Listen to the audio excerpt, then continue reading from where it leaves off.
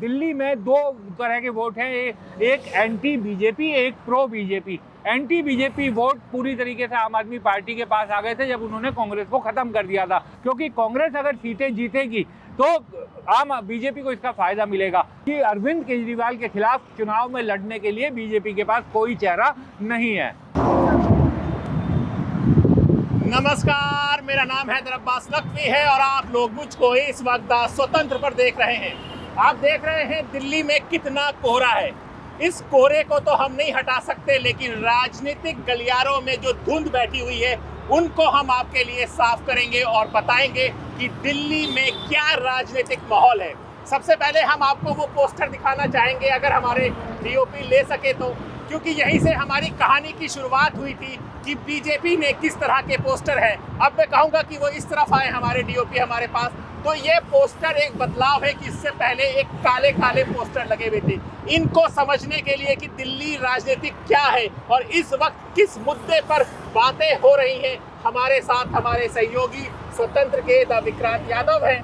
विक्रांत जी, राजनीतिक हमने पहली चर्चा की थी तो कुछ और था, अब आप क्या देख रहे हैं दिल्ली की राजनीति में? देखिए, अब ये बीजेपी की तरफ से नारा आया है, दिल्ली चली मोदी जी के साथ, यानी कि अब प्रधानमंत्री नरेंद्र मोदी की दिल्ली के चुनाव में पूरी तरीके से एंट्री हो गई है। और ये अब माना जा सकता है कि प्रधानमंत्री नरेंद्र मोदी बीजेपी के इस कैंपेन को लीड करते हुए दिखाई देंगे। कल उनकी जिस तरीके से रैली हुई, रैली में कई आरोप लगाए, तो एक तरह से एक पूरा बीजेपी ने अपनी लाइन एंड लेंथ क्लियर कर दी है कि अब प्रधानमंत्री नरेंद्र मोदी के नेतृत्व में ही दिल्ली के चुनाव में आगे बढ़ा जाएगा। बीजेपी कोई मामूली पार्टी नहीं है। एक राष्ट्रीय स्तर में कई 10 साल से हमारे केंद्र में शासन कर रही है। 98 के बाद से दिल्ली में नहीं आई है, तो क्या उसके पास अभी तक कोई लीडर ही नहीं हुआ है? देखिए, लगता तो ऐसा ही है, क्योंकि प्रधानमंत्री नरेंद्र मोदी लीड करेंगे पूरे कैंपेन को। बीजेपी की तरफ से हैशटैग चलाया गया, दिल्ली चली बीजेपी के साथ, मोदी जी के साथ माफ़ कीजिएगा। और जिस तरीके से पूरा जो कैंपेन है, प्रधानमंत्री नरेंद्र मोदी ने जिस तरीके से कल आम आदमी पार्टी पर हमला किया है, ये साफ दिखाता है कि बीजेपी जिस कमी से लगातार जूझ रही है कि दिल्ली में अनेक नेता होते हुए भी उसके पास कोई ऐसा चेहरा नहीं है जो अरविंद केजरीवाल के खिलाफ वो मुकाबले में खड़ा कर सके और अरविंद केजरीवाल के खिलाफ उसे दिखाकर पब्लिक में एक चॉइस करवा सके कि इन दोनों में से आप किसे अपना मुख्यमंत्री बनाना चाहते हैं। हैदर, आपको समझिए कि जब अरविंद केजरीवाल दिल्ली की सत्ता में 2013 में आए थे तो अरविंद केजरीवाल ने सीधा शीला दीक्षित से हेड ऑन लिया था। उनकी सीट जो सबसे मुश्किल सीट उस समय कही जाती थी कि कोई मान नहीं सकता था कि शीला दीक्षित को हराया जा सकता है, लेकिन कहा जाता कि बड़े फैसले लेने वाले ही बड़े बनते हैं। अरविंद केजरीवाल शीला दीक्षित के खिलाफ चुनाव लड़े, उनकी सीट पर चुनाव लड़े और एक बड़ा उस समय कहा जा रहा था कि उन्होंने बहुत मुश्किल सीट अपने लिए चुनी, लेकिन शीला दीक्षित को न केवल उन्होंने शीला दीक्षित को हराया बल्कि पूरी कांग्रेस को ही नेस्तनाबूद कर दिया। उस चुनाव में भले ही कांग्रेस की कुछ सीटें आई, लेकिन 2015 के चुनाव में एकदम शून्य हो गया और उसके बाद अगले चुनाव 2020 में भी नील बटे सन्नाटा। तो एक बड़ा चेहरा होना, पार्टी को लीड करना हमेशा काम आता है। ये सही बात है कि बीजेपी इस समय इस कमी से जूझ रही है और इसी कारण जो उनका श्योर सक्सेस फॉर्मूला कई राज्यों में होता है कि प्रधानमंत्री का चेहरा आगे रखते हैं, वो दिल्ली में फिर ऐसा करने की कोशिश कर रहे हैं, लेकिन इसका कितना फायदा मिलेगा ये चुनाव के बाद ही पता चलेगा। दिल्ली में प्रधानमंत्री अब बीजेपी के प्रचार करेंगे, उनके स्टार प्रचारक हो गए हैं। हम ये चीज़ समझना चाहेंगे कि प्रधानमंत्री ने जो कल का अपना भाषण दिया है उसमें उन्होंने केंद्र की योजनाओं के बारे में नहीं बताया कि लोगों को कैसा मिला है, क्या मिला है। उन्होंने सीधा आरोप केजरीवाल और आप पार्टी पे लगाना शुरू कर दिया। देखिए, एक खास बात कि अरविंद केजरीवाल का नाम प्रधानमंत्री ने नहीं लिया, लेकिन आम आदमी पार्टी पर उनका पूरा भाषण केंद्रित रहा। आपदा को बदलना है, ये प्रधानमंत्री ने साफ कहा। शीश महल का उन्होंने नाम लिया, तमाम तरह के आरोप और भी लगाए। तो ये साफ है कि अब दिल्ली का जो चुनाव है वो आम आदमी पार्टी और बीजेपी के खिलाफ दिखाई दे रहा है। कुछ लोग इसे कह रहे थे कि इस बार कांग्रेस बड़े पैमाने पर लड़ेगी, कांग्रेस भी इस बार अपने आप को रिवाइव करने की कोशिश करेगी, लेकिन वैसा होता अभी तक तो नहीं दिखाई दे रहा है। लेकिन प्रधानमंत्री ने जिस तरीके से कल आरोप लगाए हैं उससे एक चीज़ साफ दिखाई देती है कि अब दिल्ली का चुनाव कहीं ना कहीं अब मुद्दों पे आधारित होने वाला है, क्योंकि अरविंद केजरीवाल और बार बार ये कह रहे थे कि दिल्ली में क्या हमने किया है और क्या आपकी तरफ से किया गया है उसकी तुलना होनी चाहिए। अब प्रधानमंत्री ने, क्योंकि नरेंद्र मोदी ने जब भाषण दिया प्रधानमंत्री ने, तो उन्होंने दिल्ली सरकार के कामकाज पर कई सवाल उठाए, तो अब आम आदमी पार्टी अपने काम सामने रखेगी और बीजेपी की तरफ से उन्हें ये बताया जाएगा कि उन्होंने दिल्ली में किसी तरह का कोई काम नहीं किया है। विक्रांत, एक बहुत अजीब स्थिति में हमारे दर्शक हो गए हैं कि उन्होंने अक्सर प्रधानमंत्री मोदी जी के भाषण सुने हैं, दूसरे राज्यों में सुने हैं, तो उनका आरोप कांग्रेस पर होता है, कांग्रेस भ्रष्टाचार करती है, राहुल गांधी पर होता है, इस पर होता है।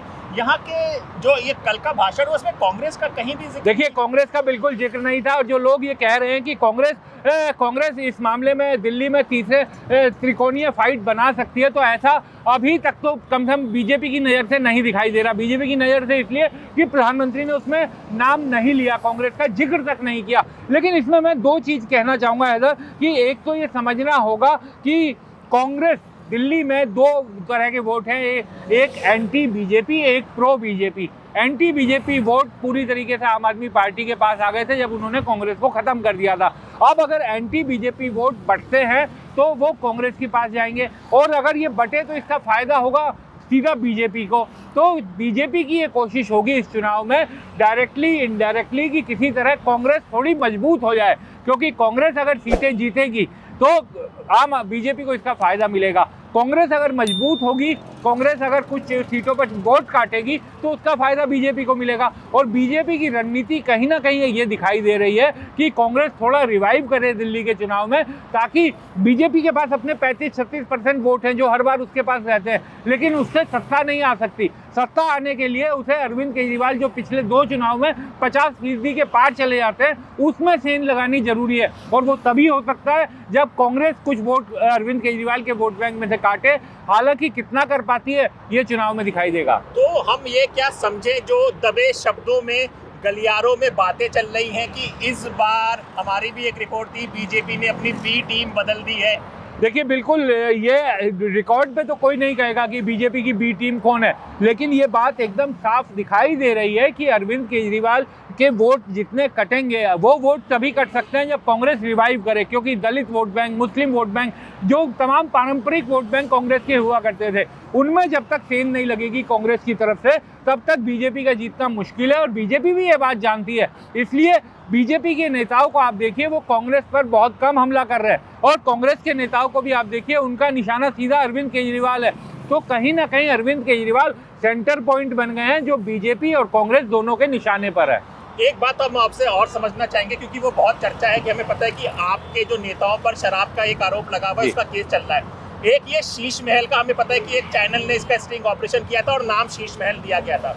ये शीश महल का क्या चक्कर है? प्रधानमंत्री मोदी को भी बोलना पड़ा इसके बारे में देखिए, शीश महल जो अरविंद केजरीवाल जिस निवास में मुख्यमंत्री रहते हुए वो रह रहे थे, उसको नया स्वरूप दिया गया, बड़ा बनाया गया। निश्चित तौर पर वो आलीशान मकान है, और किसी भी राज्य के मुख्यमंत्री जिस तरह के घर में रहते हैं शायद उसी तरीके का घर है। लेकिन क्योंकि अरविंद केजरीवाल एक बड़े मापदंडों के साथ आए थे कि बड़ा घर नहीं लेंगे, बड़ी गाड़ी नहीं लेंगे, इसलिए विपक्ष को हमला करने का मौका मिलता है। लेकिन एक चीज़ मैं ज़रूर कहूँगा कि अभी तक बीजेपी के जो सेकंड लाइन ऑफ लीडरशिप थी या स्टेट की जो लीडरशिप थी वो शीश महल को लेकर आरोप लगाती थी। लेकिन कल जब प्रधानमंत्री ने खुलेआम शीश महल की बात की तो उसने मौका दे दिया अरविंद केजरीवाल को भी सामने आकर के उस पर बोलने का। अरविंद केजरीवाल ने कहा कि जो व्यक्ति इतने करोड़ रुपए के घर में रहते हो, इतने करोड़ के हवाई जहाज में घूमते हो, इतने लाख का सूट पहनते हो, उनके मुंह से शीश महल की बात करना अच्छा नहीं लगता। तो एक चीज़ जो कहा जाता है कि डर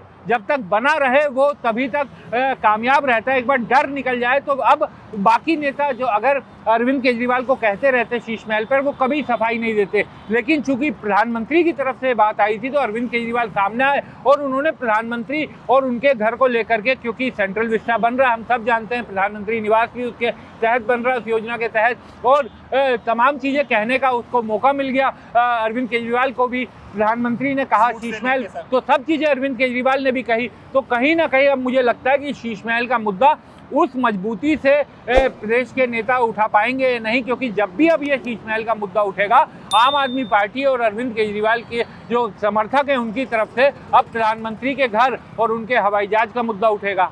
बिल्कुल, बंद मुट्ठी लाख की खुल जाए तो खाकी। विक्रांत, तो अब ये समझे कि सीधे टक्कर दिल्ली में सीधे टक्कर प्रधानमंत्री नरेंद्र मोदी और अरविंद केजरीवाल के आमने सामने है। देखिए, बिल्कुल इसके अलावा कोई तरीका दिखाई नहीं दे रहा बीजेपी को ये चुनाव लड़ने के लिए। कल जिस समय प्रधानमंत्री की रैली हो रही थी, लगभग उसी के आसपास ये खबर आई कि टीवी चैनलों ने भी चलाया कि दिल्ली प्रदेश बीजेपी अध्यक्ष वीरेंद्र सचदेवा चुनाव नहीं लड़ेंगे। तो इसका मतलब प्रदेश के जो आपके प्रदेश अध्यक्ष हैं वो चुनाव नहीं लड़ेंगे। कहा यह जाएगा कि वो प्रदेश में सबको चुनाव लड़ाएंगे, लेकिन वो लड़ना चाहते थे, ऐसा कहा जाता है। लेकिन अब चूंकि कोई ऐसा चेहरा नहीं है जो अरविंद केजरीवाल के खिलाफ बीजेपी घोषित करे माफ कीजिएगा मुख्यमंत्री चेहरे के लिए, तो निश्चित तौर पर अब ये प्रधानमंत्री वर्सेस अगर अरविंद केजरीवाल बनेगा, और बीजेपी ये कोशिश भी करेगी कि इस चुनाव को वो बनाया जाए, लेकिन अरविंद केजरीवाल और आम आदमी पार्टी की तरफ से पुरजोर कोशिश रहेगी कि वो अपनी पिच पर रखे कि अरविंद केजरीवाल के खिलाफ चुनाव में लड़ने के लिए बीजेपी के पास कोई चेहरा नहीं है। तो विक्रांत, हमने कई सालों से भाजपा को देखा है, इस तरह की परफॉर्मेंस नहीं देखी है कि वो अभी तक अपने कैंडिडेट भी अनाउंस नहीं कर पा रहे, कोई चेहरा भी नहीं है। ये क्या कि एक डर है, ये क्या है कि इस चीज़ों को समझना चाहेंगे? देखिए, बीजेपी के लिए इस चुनाव से ज़्यादा मुफीद कोई चुनाव नहीं हो सकता जिस तरह की स्थितियाँ है। अरविंद केजरीवाल के खिलाफ 10 साल की एंटी इनकम्बेंसी भी हो सकती है। किसी भी सरकार जो 10 साल से सरकार चला रही है, कई तरह की दिक्कतें आती है, तो एक रहता है एंटी इनकम्बेंसी। बीजेपी उनके खिलाफ काफ़ी हमलावर थी, 2 साल के अंदर कई आरोप लगाए, शराब नीति को लेकर आरोप लगाए अरविंद केजरीवाल, बाकी उनके मंत्री जेल तक गए। तो तमाम ऐसी चीज़ें थी जिसको लेकर आम आदमी पार्टी बैकफुट पर थी। तो जाहिर बात है कि बीजेपी के लिए इससे बेहतर समय नहीं हो सकता चुनाव दिल्ली में लड़ने के लिए। लेकिन बीजेपी के लिए अपनी चुनौतियां भी बहुत है। दिल्ली में बीजेपी की गुटबाजी जो है वो किसी से छिपी नहीं है। दिल्ली बीजेपी के नेता लंबे समय से सत्ता से बाहर हैं, लेकिन दिल्ली के लिए सब बड़े नेता हैं, लेकिन कोई ऐसा नेता नहीं है जिसको चेहरा बना करके सामने रख करके पूरी यूनिट लड़ सके। और ये जब किया गया तब बीजेपी ने मुंह की खाई है, चाहे वो किरण बेदी के मामले में देख लीजिए या डॉक्टर हर्षवर्धन के नाम पर देख लीजिए। तो ये एक ऐसी दिक्कत है बीजेपी के पास कि बीजेपी दुनिया की सबसे बड़ी पार्टी है, लेकिन एक टीस उसके दिल में रहती है कि वो दिल्ली में आते ही बहुत छोटी हो जाती है, और अरविंद केजरीवाल जो छोटी सी पार्टी है वो अचानक से दिल्ली में बड़ी दिखाई देने लगती है। तो आपने देखा कि क्या चल रहा है इस वक्त राजनीतिक माहौल दिल्ली में। जी हाँ, देश की राजधानी दिल्ली का राजनीतिक माहौल क्या है, कौन सी पार्टी आगे चल रही है, कौन सी उसको पकड़ने वाली है, कौन आमने सामने है, ऐसे ही रोचक डिस्कशन हम आपके लिए द स्वतंत्र पर लाते रहेंगे। नमस्कार।